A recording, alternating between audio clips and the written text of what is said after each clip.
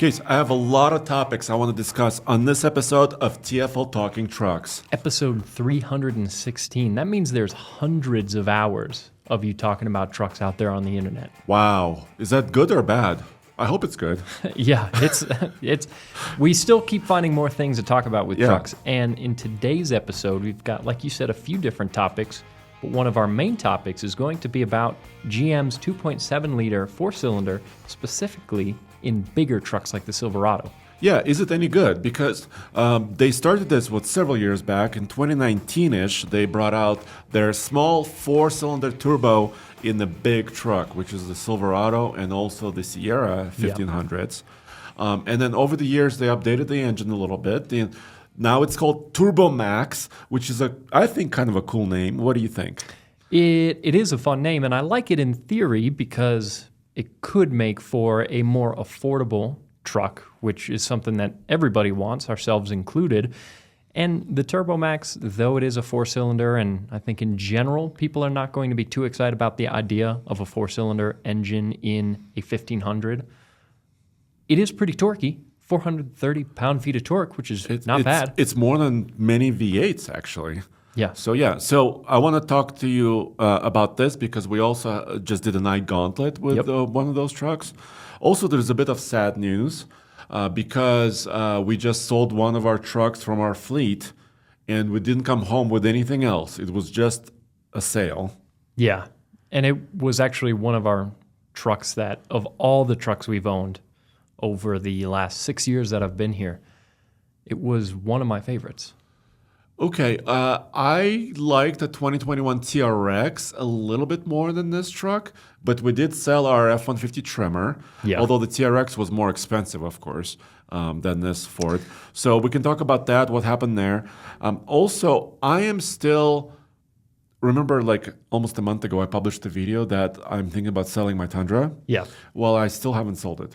Yeah, and since he hasn't bought anything yet, means maybe we, combination of all of us, can still try and form my opinion, shape it. I would imagine, given what you do for a living, you probably have some opinions already. But maybe we all can collectively sway you one way or another. I always try to be open-minded. Are you on the fence about a little bit? things? A little bit, yes. Interesting. Yes. So we can discuss that. Also, we had some topics to discuss because as I was looking for my next pickup truck, I figured out something that bugged me a lot. Online, specifically online, a lot of the dealerships that I was looking up, trucks for sale, they don't appear to be knowledgeable about trucks. So I want to talk about that. And also we have a little bit of autonomous driving news. Yeah, completely unrelated to anything that a lot of trucks you're going to be buying. Right. Yeah. Right. So let's start with the turbo, small engines and big trucks. Is it any good? Yeah, so we got to do a good amount of testing with that 2.7 already in the Silverado that we have here at the office as a press loan vehicle. We've obviously tested the 2.7 quite a bit in other trucks because we have, as a company vehicle, a GMC Canyon AT4X, and you also had a Chevy Colorado Trail Boss as your last truck before the your Tundra. Yes, exactly. With the same engine, basically the Turbo-Max. Back then in 2023, they didn't really call it Turbo-Max yet. That name came out a little bit later, but it was basically the same spec of an engine, which I actually got a dealership tune for. Remember how they had like several different power levels? Yeah, and you could spec on the configurator a higher output version of that to just ship to you directly that way, but you did it after the fact, so your power output on your Colorado was the same as what that Silverado we've been testing is. 310 horsepower, 430 pound-feet of torque. Yes. Which is a healthy figure, especially on the torque side of things. Yeah, and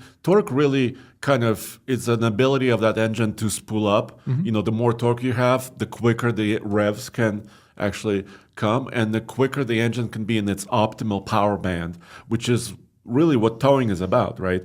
The quicker that engine is able to develop that horsepower, that's what torque is actually helping with. And that's why I think some of these engines are actually very good. And theoretically, since it's a small displacement engine, if you're driving in such a way where you kind of stay out of the boost, you could potentially get pretty good fuel economy with it. Plus, since it's a more compact, lighter weight engine, You also have really good payload. So that Silverado that we're testing is about 1,800 pounds of payload, which is a pretty decent number. Exactly. And before we move on, I want to also say that we're also on Patreon, patreon.com/TFLcar. So if you're a member, if you're supporting us, you could also be here with us during our podcasts and ask us questions and interact with us, give us feedback, tell us why I'm wrong or something like that. Yeah, or maybe instead give us compliments or something. You could compliment us also. That'd be nice. Yes. So thank you for joining us once again at patreon.com/TFLcar. And really, you guys are our sponsors. Yeah. Listeners and viewers, we're also on TFL Talk YouTube channel. Yeah, So, we're all over the place. So we're basically sponsored by you guys. By you guys watching, that's what makes this podcast go. Absolutely. So we've talked about a few of the things that this four-cylinder can theoretically do pretty well. A few of the reasons that why on paper you might think this is a great engine option, not only because it's economical, but even just the performance and the efficiency of it and everything. Yes, and 310 horsepower is really the rating on this engine, and it has been that for several years. For that maximum horsepower rating. But you and I took it into the mountains with an 8,000-pound trailer. Yeah. So we were, actually that video hasn't published quite yet. If you're listening to this, that video is coming in about a day. So of this episode going live. So I mean on YouTube. So stay tuned for that. Yeah. Check it out.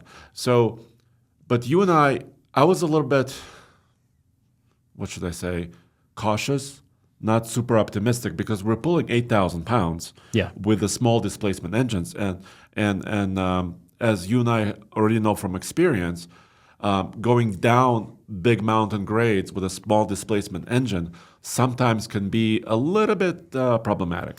Yeah, there's just not that much engine braking that you get from an engine of a displacement less than 3 liters. So the bigger your motor is, the better that engine braking is going to be, and the less you're going to have to keep working your brakes and building heat in your brakes as you're going downhill on the Ike. That's one of the big reasons that we do that test.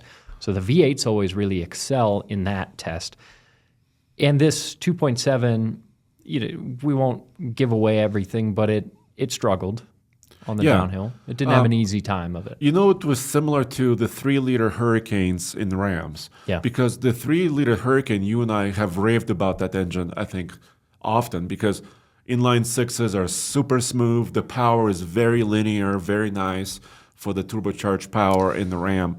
Yeah. But that engine has also struggled, breaking down the big loads going down the mountain. Yeah, so it was no different in this. And the other thing is that the torque figure on the 2.7 is pretty good, but 310 horsepower, not that that's a low number, but definitely pulling a heavy trailer, the truck struggled a little bit to accelerate, and the noise that four-cylinder makes is so bad. It does not sound good at all. Don't hold back. And one thing, so you were talking about the Hurricane Straight 6 and the Rams. That's a good engine because it's very smooth, it's very powerful. It's been criticized fairly for the way that it sounds, but in general, that Hurricane is very quiet. Yeah, almost too quiet. Almost too quiet. This four-cylinder, it's not that quiet. Not so quiet. Yeah. You hear it in the cabin quite a bit when it's working hard, and it does not sound good. Yeah, and we also have a picture from the Ike yesterday, I think, Cole. Yeah, so we were actually trying to figure out V8 versus Turbo-4, right? And you could kind of see our chief videographer, manager, producer, Ian. Yeah, if you're watching this in video form, one of the rarely cited videographers, Ian, is in this clip. If Ian knew we were actually looking at a distant picture of him, he would be very upset. He would be upset. Yeah. But yeah, so the idea was to use our F-150 Tremor with the V8 as kind of a benchmark because that's more old school, naturally aspirated V8, and see with the same trailer on the same day, same stretch of road, how it compared to the 2.7. Yeah, and the iGauntlet, if you're not familiar, it's basically I-70 interstate in Colorado Rocky Mountains, and the difficulty of that test is that it's about 8-mile stretch of this very steep interstate, and the top elevation is over 11,000 feet above sea level. Yeah, it's high altitude. And 7% grade. Yeah. So that's kind of where the difficulty of this test comes from. But that's what we did with these two trucks.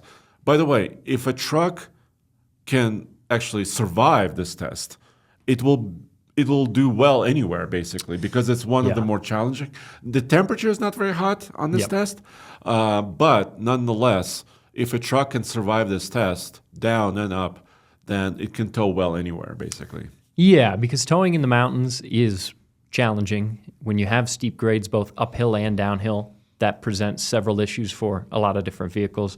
So it's a really good thing that we have in our back pocket to be able to test trucks towing on these kinds of grades, because if they're rated to tow a certain amount and they can tow that amount effectively on this stretch of highway, then they can pretty much do that anywhere other than, like you said, the cooling systems, which that's more of the Davis Dam test for the actual manufacturer's J2807 SAE rating for towing. So that's largely based on cooling systems. But this test, that we do, the Ike Gauntlet, tells us a lot about how these trucks actually pull trailers. And the 2.7 in the GM, it did it. It did it, but it wasn't super pleasing and maybe the best performance, right? Yeah. So I think if I was to step back and say, is the four-cylinder, because I think it's easy to downplay that engine, right? It's easy to say, oh, it's tiny, it's maybe a little bit noisy, or the noise is not very great. So if I was to step back from it and say, well, by the way, it never overheated. We didn't have any. It has an 8-speed transmission, so it doesn't have all the 10-speed maybe benefits that some other transmissions may have, as far as gear ratios to help it maybe accelerate a little bit more, and potentially durability. Although I'm hoping their 8-speeds are getting better and better, not worse and worse. Yeah, and I haven't heard a whole lot of noise about them recently, so maybe they have. But we heard noise about it, what is it, like 3 or 4 years ago? Yeah. There was our friend Alex had a problem with his 8-speed automatic. One of our own. So, that plus from a lot of customers, we definitely know that there were some issues. But I just drove it also today without a trailer, without anything in the bed. I just commuted in this truck. Mm-hmm. And, as a commuter, just runabout, just put some stuff in the back, maybe carry your friends and family in the vehicle. It's a pretty good vehicle. And if you're not working that engine hard, you don't necessarily notice that it's a four-cylinder. It's not going to be as loud in that situation. But here's my big issue. If we pull up the 2026 Silverado configurator. Okay, let's do it. So I would like this engine if it really dropped the price significantly. But if right now we're looking at a 2026 Silverado 1500 RST, it's crew cab, short bed, 4-wheel drive. So it's the basic truck that we would generally kind of want to start out with. Yeah, and this is the truck we have on loan, actually. Yeah. Yes. And so it's a good spec of truck to start with, and several engine options. The Turbo Max engine starts at $57,495, so basically $57,500 before incentives. Yes. If you want to step up to the most basic 5.3 V8 with a 10-speed instead of the 8-speed, it's $59,000. So it's a $59,990. So it's about $1,500 more expensive to step into a V8. And based on that alone, I would rather go for the 5.3. But to your point, there are some discounts. Yeah, so it just depends on the timing, right? So right now, Chevy is putting heavy incentives into this Turbo Max engine. Okay, so it just depends on your timing. So right now, the truck we're testing, on the sticker, it says, I think it's about $6,300, maybe a little bit more than that, of discount. That's a giant chunk of change. But I think they also have some incentives on the V8s as well. So it just kind of depends on the timing of it. But like you said here, it's about $1,500 difference, which is not a ton of difference as far as cash. But I think if you're counting, if you're being frugal, anything helps, really. For sure. To get you into a truck. But at that point, if you want to be frugal, you're probably, almost certainly going to have to shop for a used truck. An older truck. Yeah. That's what like I did. Most of us. Yeah, your current truck is a used truck, so that's kind of where we're at as well. $61,000 for the truck that we're testing is definitely a bit of sticker shock. The discounts bring it down to about $54,000, which helps, but $61,000 at any point on the sticker for a truck with a 4-cylinder and cloth seats, it's mostly pretty well equipped. It's 4-wheel drive. It's got heated seats, though. It's got heated seats and a heated steering wheel. Yes. Is that one of the trucks that doesn't have a low range? Yes, that is one. So then also you have to watch out for the 4-wheel drive system, right? Because not all 4-wheel drive systems are the same. And GM's been doing this for years because they offer several different transfer cases. And the transfer case that's in this truck is 4-wheel drive. So you have 2 high, obviously rear-wheel drive, then 4 high, and also all-wheel drive setting, right? The all-wheel drive setting using clutches, right? But there is no 4 low. Yeah, that to me is a bummer. Not everyone is going to use a low range. The RST is not meant to be an off-road truck, but we live in Colorado. It comes in handy for us a lot. So, and even here's an example where I used 4-wheel drive low when not off-roading. When you and I do the toaster test, which is a summer-only test because ambient temperatures are very high, about 100 degrees Fahrenheit ambient, and we tow trailers on a very steep and very winding mountain road, which is about 25 miles an hour. I've used actually low range on that road coming down the mountain because it allows you more gearing to slow down that trailer. Yeah. So that's one instance where you use 4-wheel drive low, even though you're not actually off-roading. Yeah, 100%. So 4-wheel drive low is useful in a lot of cases. It's a useful tool to have in your toolkit of many different things a pickup truck can do. I think it's an important thing to have in the majority of trucks, especially if you're shopping around for a 4-wheel drive truck. I would argue it's a worthwhile feature for the majority of people. And I think most would agree. Yeah. So I'm not sure why GM is doing this because it's kind of unique. Ford does something different. For example, the truck I used to own, the F-150 hybrid, didn't have auto mode, but it had 4 high and 4 low. And of course, when you buy a Raptor or some more fancy F-150, you have all the modes. You have all-wheel drive modes, you have low modes, you have high modes, all that stuff comes. So it just depends on the price point. But GM, I think, is, I want to say, one of the only ones who does this type of differentiation between their trucks. Yeah, and I just got to say, if it were myself shopping for a truck, if I really needed to save that $1,500, I would get a truck maybe a couple years used, because I don't know. I don't think the 4-cylinder would be a worthwhile spot to save money on for myself personally. All right, we have a first compliment on Patreon. Someone said, "Good job." Chad B said, "Good job, Andre and Case. Thank you so much." Thanks, man. Chad. That's uncommon to find on the internet. I know. We really. I actually, when I see something like that, I always heart it. Yeah. I'll put a little heart on Nice. it. And then Matt says, I have not been a huge fan of turbo gas engines until I got my Hurricane. The straight 6 is just so smooth and responsive. Is great in my opinion. 4-cylinder turbo is in a full-size truck is just crazy though. So, I agree first of all on the Hurricane. Yeah. I think Matt is basically confirming what we've been talking about the Hurricane engine. Yeah, it's a good engine. Even in the standard output, they're very torquey, super effective engines. It is interesting though, if you think about it in terms of displacement, the 4-cylinder that we're talking about in the Chevy is not actually that far off of the Hurricane in displacement at 2.7 versus a 3-liter. Not a lot, no. But it is a drastic difference. Yeah, it's an adjustment, especially in sound and experience to drive. And even acceleration to some extent. Yeah. That Hurricane 6 flies. Oh, yeah. Usually. And we're not even talking about high output Hurricanes. We're talking about the standard one. Yeah. Did we have some other comments, Cole, on the live show? Or Jonathan is here. Jonathan, thank you. He says, "What's up?" Bryce says, he's asking the right questions. "Has the channel bought a diesel Power Wagon yet? Power Wagon don't care." That's what I want to know, Andre. Bryce, we have not purchased a diesel Power Wagon yet, primarily because it's not available yet. It will be, Ram said summer of this year, so I'm taking that to mean like June, July, August availability. So maybe the order books will open in a couple months, and then we'll potentially be able to order. But our big boss, who's not in this podcast right now, I don't know if he's made the final call on this topic yet. Yeah, I am. I'm hoping. Are you voting for it now? I'm pulling out all the stops trying to talk everyone in the office into a diesel Power Wagon. For some reason, well, I'm not the only one that's excited about it. You're excited about it as well.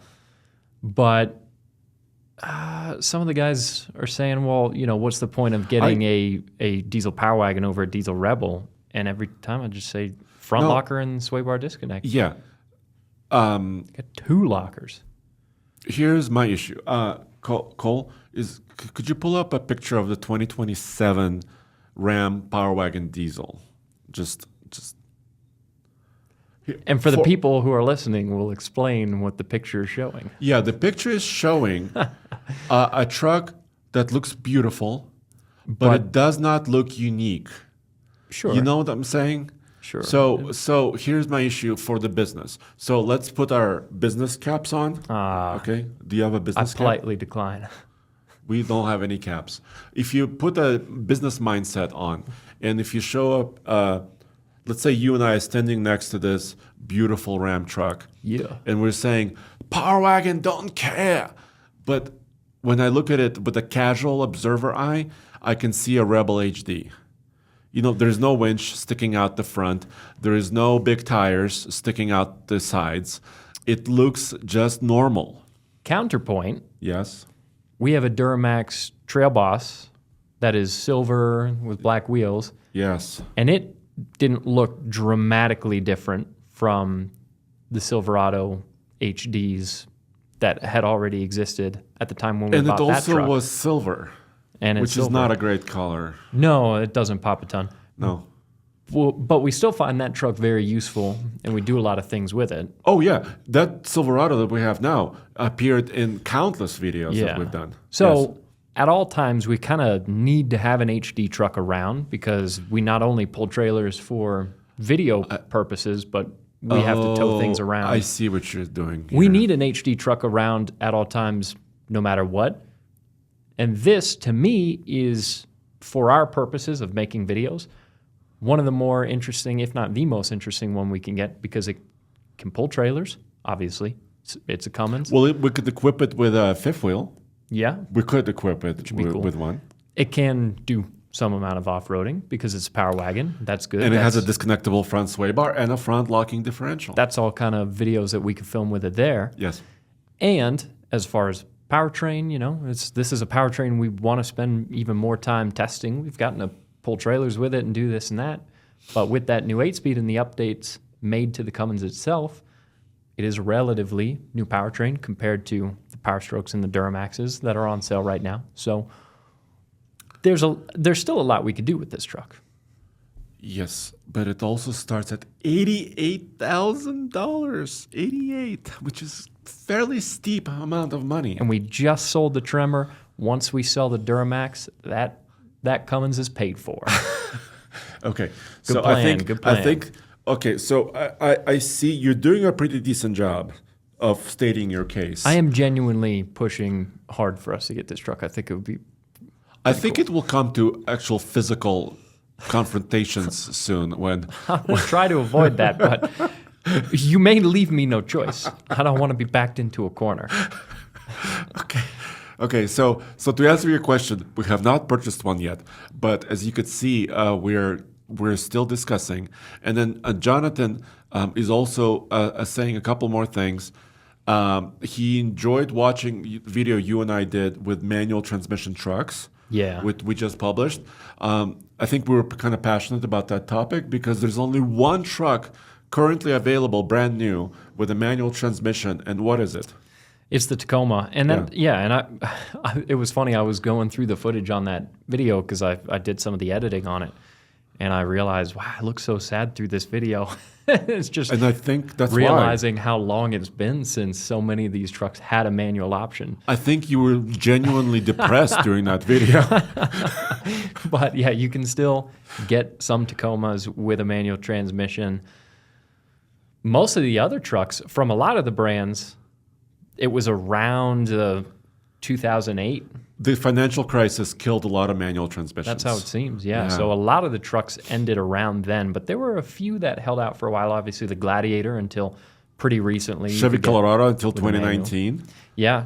Ram Heavy Duty. Till 2018. Yes. So there were some that were more recent, but yeah, no, it is. It's crazy. Manuals are gone. It makes sense. It's all, we vote with our wallets, and not a lot of people buy manual trucks. So that's the reason. Well, we try to vote with our wallets, but then manufacturers and dealers also think that we all love, white and gray trucks. And so we try to vote against it with our wallets. But yeah, we've been talking about that a little bit recently too. So many trucks, there's not enough trucks on dealer lots with color. There's so many silver trucks, white trucks, that's what gray I'm saying. Trucks. In order to get a colorful truck like red, blue, green, or something like that, you have to order it. You have to special order it and then wait months, if not longer. The reason why I'm looking at my phone is not because I don't like you. Thanks. But it's because we had an email recently just come in an hour ago, a couple of hours ago from CJ. Very recent, yeah. CJ. And he enjoyed our manual transmission video so much, he submitted images of his Ford Aerostar minivan with a manual. Yes. Dang. Now, CJ, that is a beast. Look at this. That's pretty cool. I guess I should upload it to Cole. Yeah. Wait, you can't see this? Well, I can, but I'm sitting next to you. You should just point it at the camera. Here you go. Sorry. Anyways, how did we get here? Oh, Yeah. we're answering we're answering Jonathan's questions. Thank you, Jonathan. I really appreciate that. I'll try to send it to Cole. 1 second here. Yeah, and he also mentioned that in the video that we did with manual trucks, we talked a little bit about my truck and drove it around our local roads nearby here. And Jonathan mentioned that he liked the sound of my truck, which I appreciate. I actually like the sound of your truck too. That's one of the reasons I like it so much. It is a good sounding truck. So, and I don't know if we should go here right now, but there was a story recently about emissions control systems. Yeah. Right, that the Department of Justice made a statement on X, right, that they will not pursue criminal charges against companies who are modifying emission control software on some of the vehicles, including pickup trucks and semi-trucks. And for some reason, a lot of people directly go to rolling coal. Like modifying your software equates to blowing lots of mounts of black smoke out of your tailpipe of your diesel truck. But in my mind, that's not the case. You know what I'm saying? No. When I'm looking to increase performance on my truck or maybe make it a little bit more simple, maybe make it a little bit more maintainable, I think about performance or usability, right? Yeah. I'm not saying I must cover everything in black smoke. Yeah, majority of people I've talked to are most interested in durability, longevity, that kind of thing, performance, like you said. But that's all anecdotal, personal experience. Well, the reason why I went there is because when you remove,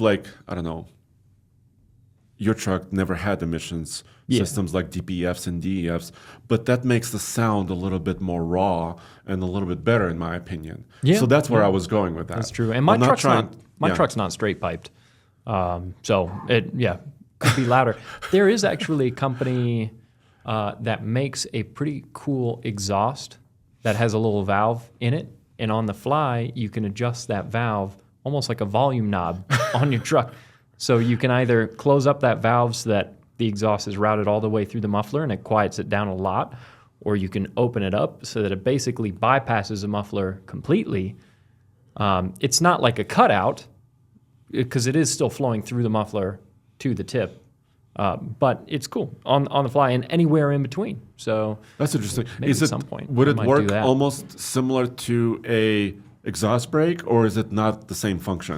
No, Because it's not creating additional back pressure. Really. Okay. I mean, maybe a little bit of extra yeah. back pressure when it's routing through the muffler, just because it's not going to be quite as direct. But that's pretty cool. If I'm starting up the truck in my neighborhood, I could quiet it down. And then when I'm out on the road by myself, there's not as many people around and I'm not bothering people, then I could enjoy it for myself, basically straight piped. There you go. Which would be sweet. Yes. So I don't know if we were able to show Cole the beautiful picture of the Ford Aerostar van that we have here with the manual transmission. But especially, well, the white truck, the way it started, it's kind of plain. But Yeah. I like that red. Yeah. Oh, look, two-tone. And the white walls? Ooh. Yeah. Now yeah, that's a cool Aerostar. That is attractive. I like it. Yeah. Yeah, Look so at that, pretty neat. five-speed. Now we also Where are we at? got to talk about selling our F-150 Tremor. Oh, a little bit sad. It is sad news because I personally really liked this truck a lot. Some full-size trucks don't necessarily speak to me. A lot of them feel maybe not fleet spec, but just kind of run-of-the-mill regular traffic, nothing to write home about. But that Tremor had just the right amount of flair to it. Off-road features, cool orange accents, slightly knobbier tire. I really like the shade of gray that it was in, kind of a whitish gray because it was really light Yeah. gray. And it could go off-road, but it wasn't so compromised as an off-road truck that you couldn't still pull trailers with it, have a decent amount of payload. So it just felt like really the right blend of everything. And it had the 5-liter V8. So it was a lot of fun. Yeah. When the F1... Oops, sorry. Dang. I just broke my pen. I'm sorry. When the F-150 Tremor first came out, I believe it was a 2023 model year, if memory serves me. It was only EcoBoost, right? So it came out with a 3.5, and it was a little bit kind of like a Raptor Lite, right? Yeah. It didn't have the wide body, didn't have the big suspension, it didn't have the larger 35-inch tall tires. It had 33s. Still pretty capable suspension, I would wager. Yeah. I think the suspension is pretty tough, even though it doesn't have a name brand like Bilstein or Fox or anything, high end like that. It still has a fairly durable suspension in my experience because we beat on it for many, many months, and it's pretty durable and it works well. But I was kind of upset because it didn't have a V8 option originally. Yeah. Because at that point, if you remember, in 2023, you could get that was the first year of the Raptor R too, but that's kind of untouchable, right? Yeah. For most people. That's $114,000. Yeah. So I was like, why not add a V8 to the Tremor? And they finally did. Like a couple years back, they offered the V8, and I was really happy because I didn't get to choose this truck. Remember, Roman surprised me with it. Yeah. Which was a great surprise. A pleasant surprise, yeah. A very pleasant surprise when he's like, Andre, we picked up a new long-term truck. I'm like, what is it? He's like, I'm not going to tell you. And then we went and actually picked it up. And this was a very pleasant surprise that we had it. And at the time, this was about 9 months ago, in 2025, early 2025. This is a 2025 model. And we paid about $62,000 for it. It was on employee discount. Ford was running at the time, this employee pricing. Well, we just sold it. We basically back to the dealer at about $57,000. So in 9 months, we lost about $5,000 of value, which is actually not a humongous amount. Yeah, it's not too bad. It could have been much worse. And I think we're beyond COVID years where every truck never lost value, right? Yeah. So we're definitely not in that same economic environment. But we got a lot of use out of it. Yeah, and the reason that we eventually have now passed it on is because there's only so many things that we can do with one particular vehicle before people start to get a little bored of it. So as much fun as it would be to hold on to things for a really, really long time and see how they hold up after 50,000 miles or more, there's just not enough videos we can do with one vehicle to justify holding on to it that long because people start to lose interest. But that Tremor was a really good all-around truck. It kind of ticked all the boxes. It was useful. It was rugged. It sounded good. It looked good. And it also was, I know 9 months, like you were saying, is not a tremendously long amount of time, but it was never in the shop. Yeah, no. So there's a lot of horror stories that we hear, about certain new engines, having issues in many different manufacturers, transmissions having issues in several different manufacturers, and you would think, oh my God, horrific stuff. But after 7,000 miles of hard work. I mean, we toasted it, we iked it, we off-roaded it, we towed trailers from here to Utah and back, which is, crossing the Rocky Mountains many, many different times. And it was never, no leaks, like a new truck should be. Yeah, right? Totally. So no problems with this truck. Roman did want us to mention, though, that when he was bringing the truck over to the dealership to sell it, he was using the lane centering system. Yes. And apparently it prompted him 25 times to put his hands on the steering wheel, even though his hands were on the wheel. Yeah. But I guess it just wasn't feeling the amount of weight. Well, there's like a torque inputting. sensor in the steering wheel, yes. Granted, if you really wanted, you could get one of these trucks with Blue Cruise. Which our truck is equipped with, except we're not paying the subscription for. Yeah, and the Blue Cruise system works well. You don't have to touch the steering wheel at all. It just watches your eyes. Yeah, but it has a tendency, even though I know they're improving that system. For example, we also have a long-term loan from Ford on the Ford Explorer Tremor, another Tremor. So we still have a Tremor. Yeah. Just a different for form. now. Just for a couple of weeks, several weeks. I think the Tremor Explorer has 1.5 version of the Blue Cruise. Our F-150 maybe is a little bit lower. So even in Blue Cruise, it will remind you to look forward, even though you may have a couple of seconds where you maybe want to gaze at a field nearby, or maybe you're looking at a turn coming up, on the left or the right.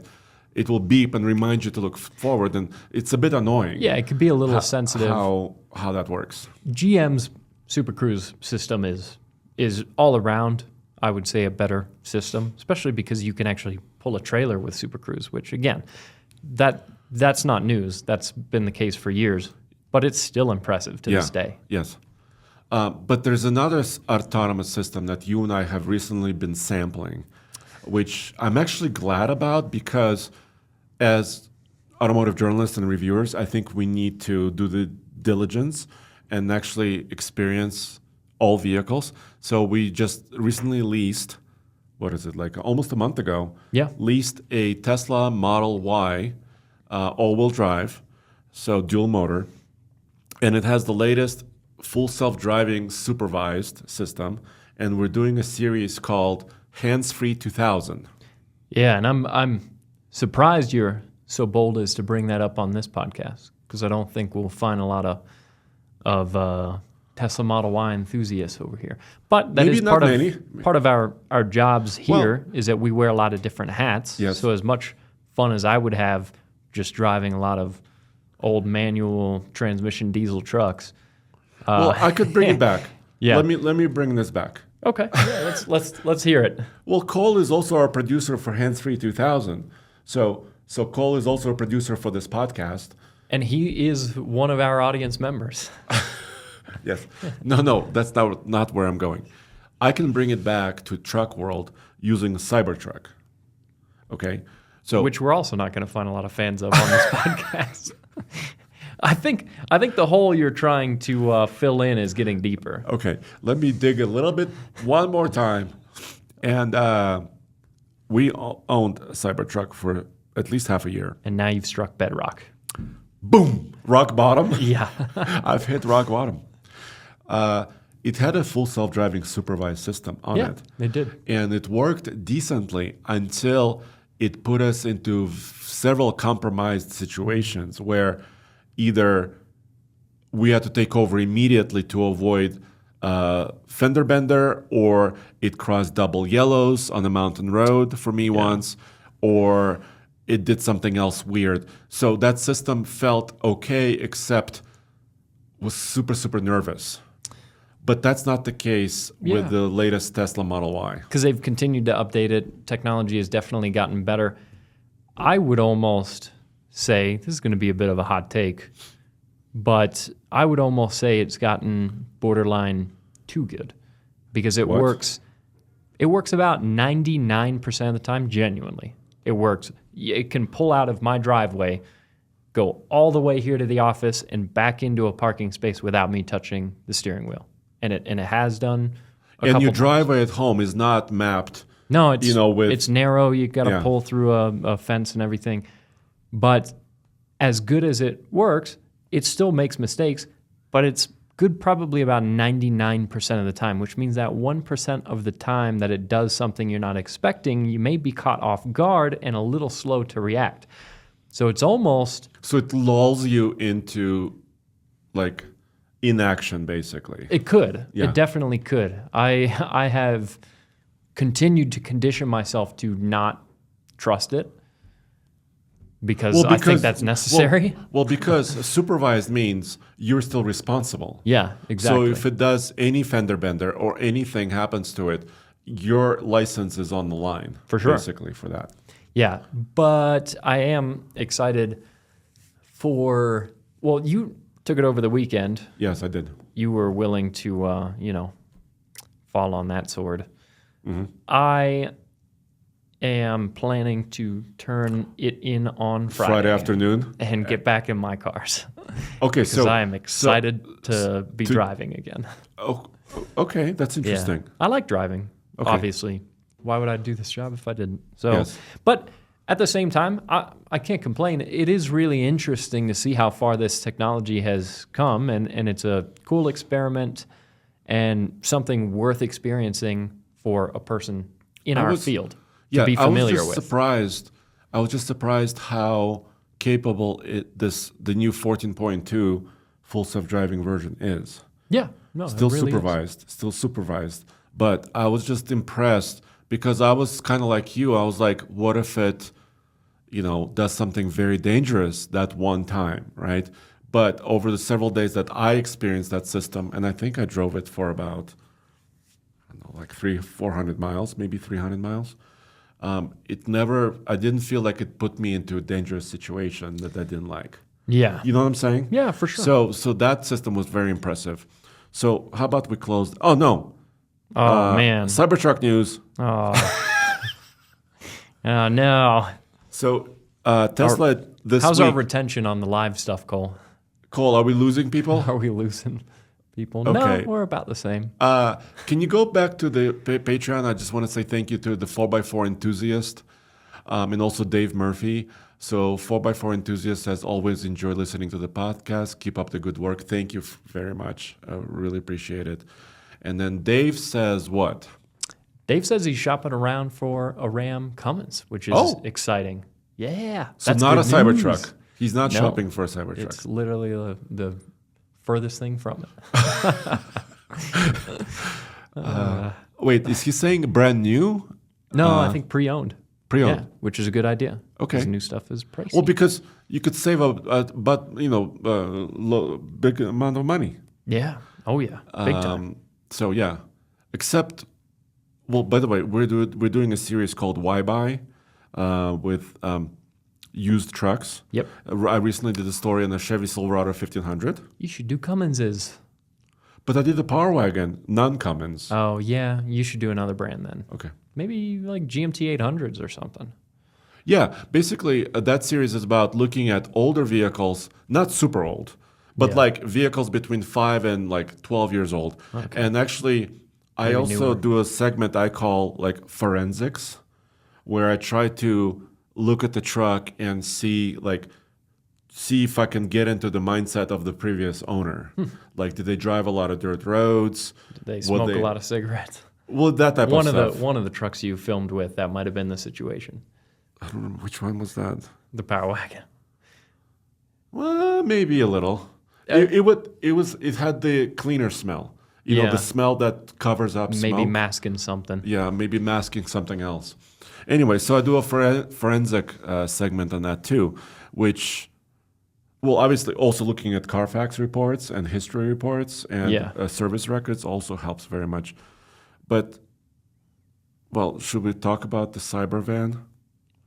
Sure. I guess let's we have to mention just it for a as second. quickly as humanly So possible. Tesla had Q4 2025 financial results because, you know, here at TFL, we always listen to financial results statements Yeah. from part of the manufacturers. Well, yes, because news comes out sometimes in those statements. Like this. And like this. And Musk said that the Cybertruck as it is now may not be what it is now, right? So in the future, he hinted at during this meeting, he said that the Cybertruck may evolve further towards autonomy. And you could fill in the blanks. You know, he didn't specify what that means. And also turn into a package delivery vehicle. Yeah, which obviously it would have to be modified, not necessarily the platform, but the body on top would have to be modified pretty heavily to make for an effective delivery vehicle. Maybe a bigger van body. Yeah, right? because the bed on the Cybertruck's not huge, it's got a lot of interior It's got 5 seats. Yeah, that you don't need for a delivery vehicle. So Yeah. they would have to change that quite a bit. But that is doable. Yeah, but they're big on autonomy. Maybe the van will be better looking. Let's hope so. Could be. Because Cybertruck, most people I talk to do not appreciate a Cybertruck look. Okay, how about we talk about kind of like my difficulty of picking the next truck? How about that? Yeah, so are you going to talk about some of the things that you're weighing, some of the trucks you're looking at? Yeah, we can. So obviously for your last few trucks, well, currently you have a Toyota, and I had a Chevy. Yeah, you had a Chevy before, a Ford before that. I had a Hummer H2 before that. Another GM. I had I started really, my first venture into SUV and truck was really a 2001 Pathfinder, which was not trucky. When you also had your Duramax. Yes, and after the Pathfinder, I jumped into a 2002 Duramax Chevy. So that was the real truck. Yeah. I mean, that was kind of my first venture into the pickup truck world and also towing world. I think you should get another HD. Okay, speak more. No, that's all. But you're actually you are shopping around for potentially a Gladiator, right? It's on my list. A Gladiator's on my list. What else? I was really I found the new Hurricane Ram 1500 attractive. Yeah, there's some big discounts. Specifically, like you're saying, you could fall into a really steep discount on some of those trucks, especially brand new. I don't want to spend a ton of money, so I did a video recently, several weeks back, announcing that I'm kind of looking to sell my Tundra and move on to a different vehicle, partially because I want to experience more vehicles, right? Yeah. As well, just personally speaking, from my perspective. But my wife kind of forbid me from spending a lot more money. So if my truck is worth anywhere near 40 grand, I would think it is. I think so. What'd you buy it for? 43. So if my truck, I think it's keeping its value pretty well. Oh yeah, because Toyota's. V8, it's a V8 Tundra. And it's the last year, isn't it? No, it's Second not to last last? year. It's 2019. Okay. And 2021 was kind of basically the last year of the V8s. And it's also Voodoo Blue that I'm told is a popular color. It is a very desirable color. But she kind of forbid me from spending much more money than the truck is worth. So I sense that my budget is about 40. So that limits me from buying a lot of brand new trucks. So we'll call it a smooth 45, maybe 48. Okay. I'll tell my wife, maybe we should call That I her said now. so. Yeah. I could probably talk her into it. Okay. No, when you shop for like an apartment or a house to buy or a piece of land or a vehicle and you have a budget in mind, it's always 10% over that. Yeah, you should always go over budget. That's what On that's a how car. it's happened to me. It's like, honey, our apartment is going to cost $200,000, to finance. It's going to be $230,000, The Yeah. place you like, it's Well, these not. days it's going to be $750. Oh, yeah. Yeah. The place you like is never the price you initially thought it was going to be. Yeah. So Gladiator, Gladiator, possibly Ram a 1500, Hurricane. which would be cool because those are two marquees that you haven't had trucks from Correct. thus far. Correct.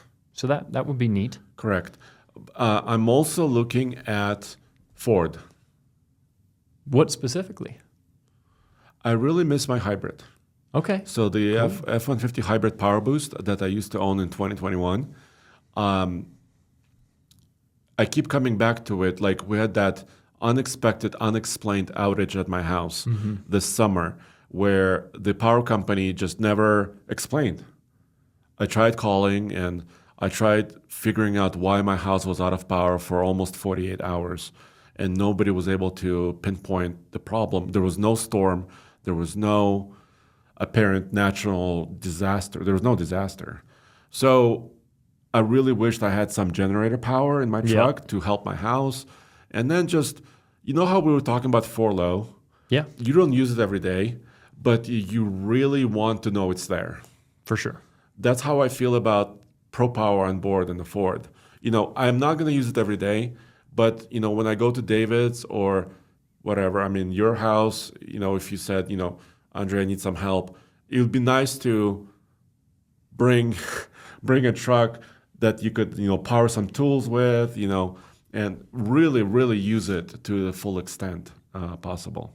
Yeah, it is a really cool feature. It's something that I hope over time more manufacturers get on board with, because that power export has the potential to be so useful. Yeah, so Ram has a 2,000 watt system, right? Ford offers that and also up to 7.2 watt systems. Yeah. Some of those systems you can actually weld from, that like we tried and we did. Yeah, we've done.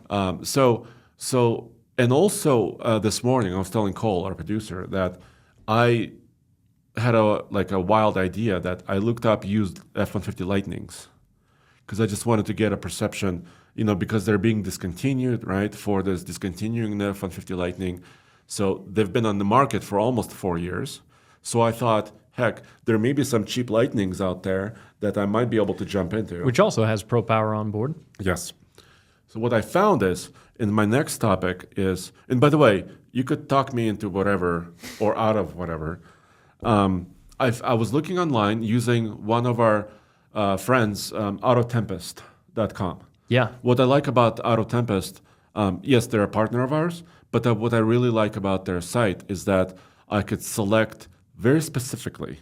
For example, I was looking for hybrids. I put Power Boost as the keyword, and it generated all the search. It also generates links to Facebook Marketplace using all that search criteria. And you get tons of data. Yeah. They pull from a lot of listings, so you can really get a good idea of the averages for prices you should be paying for a certain vehicle. And for example, I wanted to have a colorful truck, so I listed red as one of my colors. And I saw all the F-150 hybrids and all of the Lightnings in red. And the cheapest Lightning I found was about $27,000. But this is what I stumbled into this morning.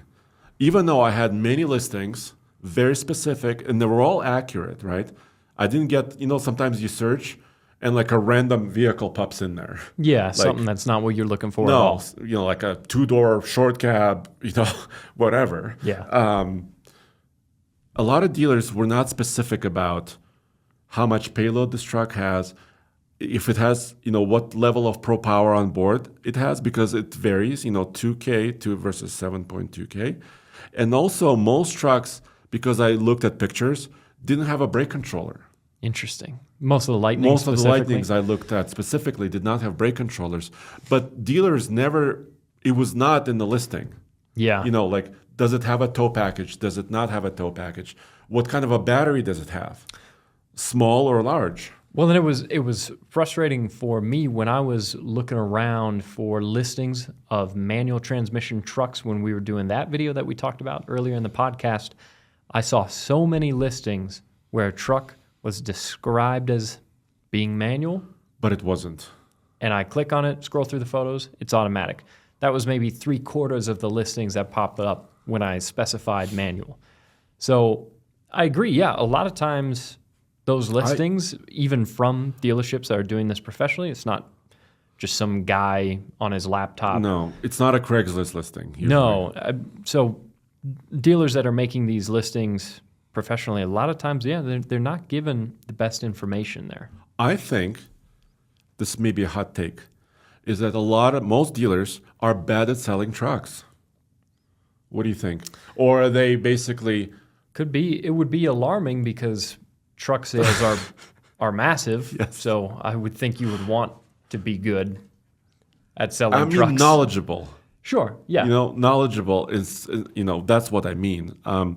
So I wonder, it's just like, I wonder if it's done on purpose. So you call them, right? So it's like, because there's not enough information. So now you pick up a phone and then you start either chatting with them online or actually calling them on the phone saying, can you tell me about this truck? And now they have you, right? Yeah. Now they can say, oh, come on by, come on in. Oh, you should drive it. You'll love it. Oh, yeah, it's amazing. It's red. It's resale red. I mean, it's going to be awesome.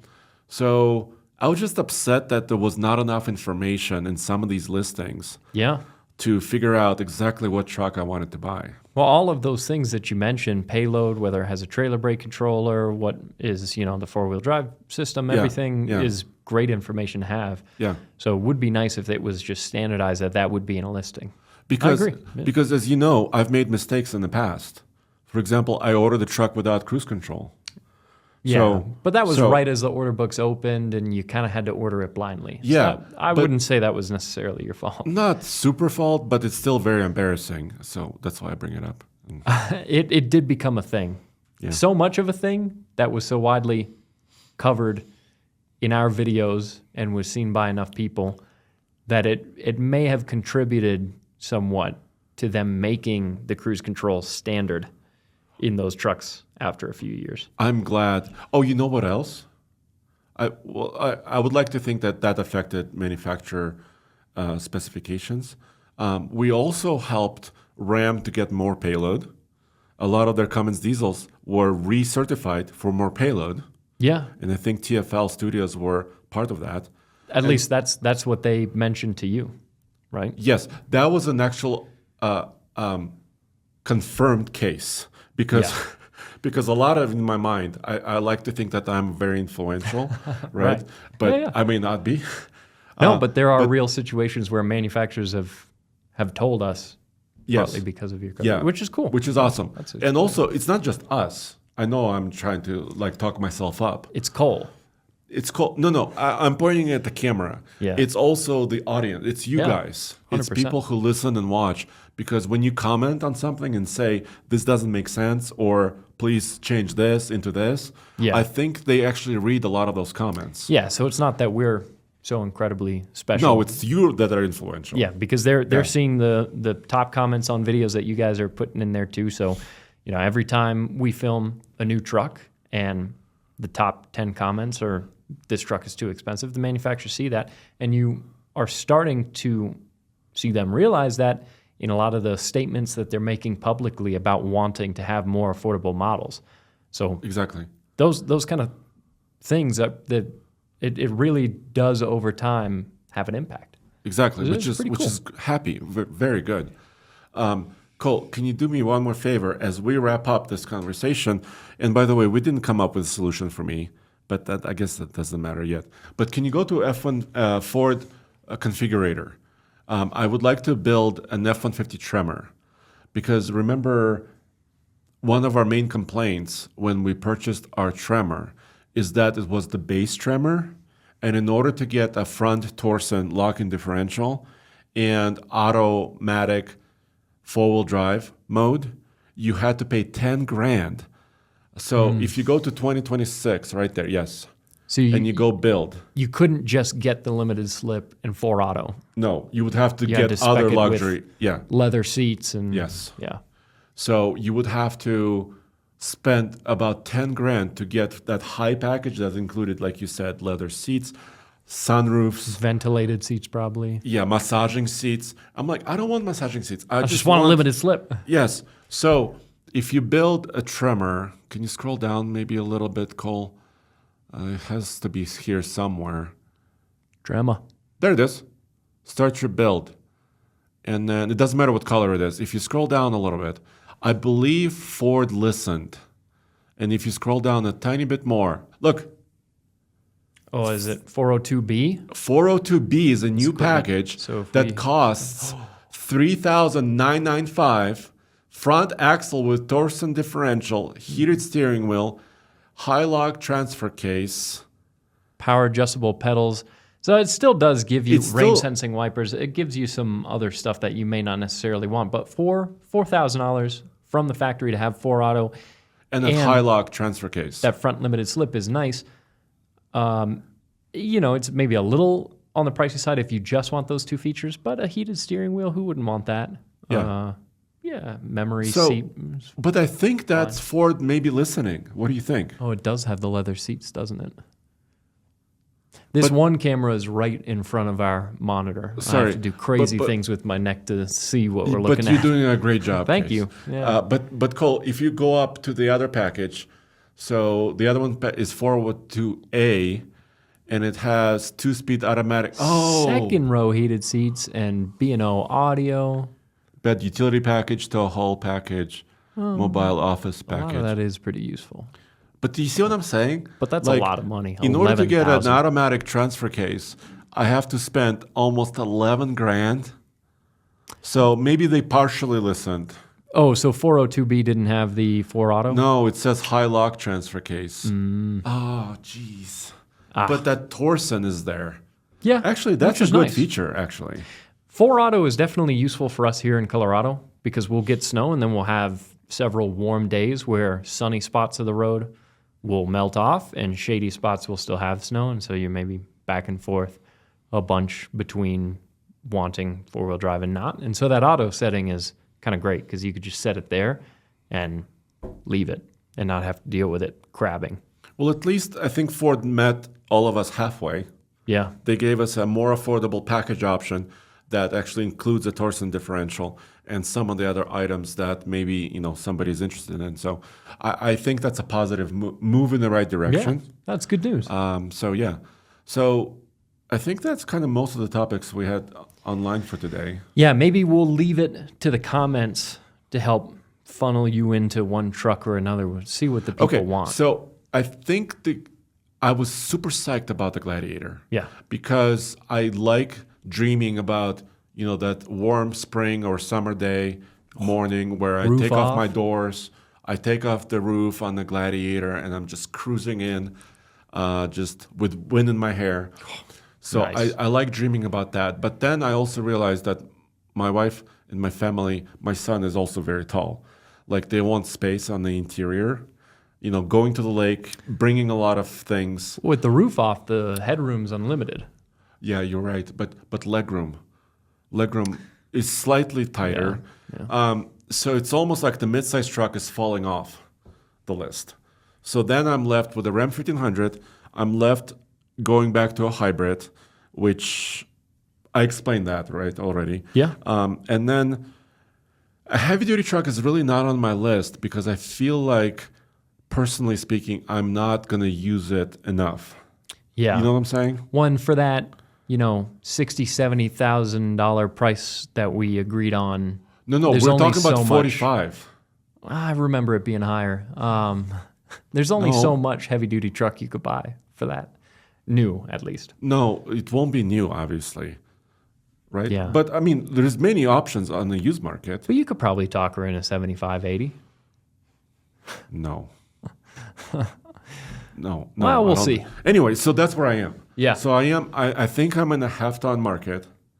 That's where my mind is going. I like it. Half-ton market because it's roomy enough cabin for the family, and I can pull my boat in the summer. What about a 3-liter Duramax? Could be interesting. We like that engine. Yeah. I've heard maybe some mixed things from owners about it. But have you seen any massive recalls around? No, actually, the 3-liters seem to be pretty solid, actually. So, yeah, and pretty we solid. like that engine a lot. Yeah. So let me know in the comments below cool. some of the thoughts you have. And my budget used to be 40, but now apparently it's 45. Don't listen to him. It's not 75. Agreed. All right. Thanks a lot for joining us. We'll see you next time. We might do an outdoor podcast next time. Yeah, we've got a couple trucks to look at. Yeah. So stay tuned for that. Thanks for joining us, and we'll see you next time.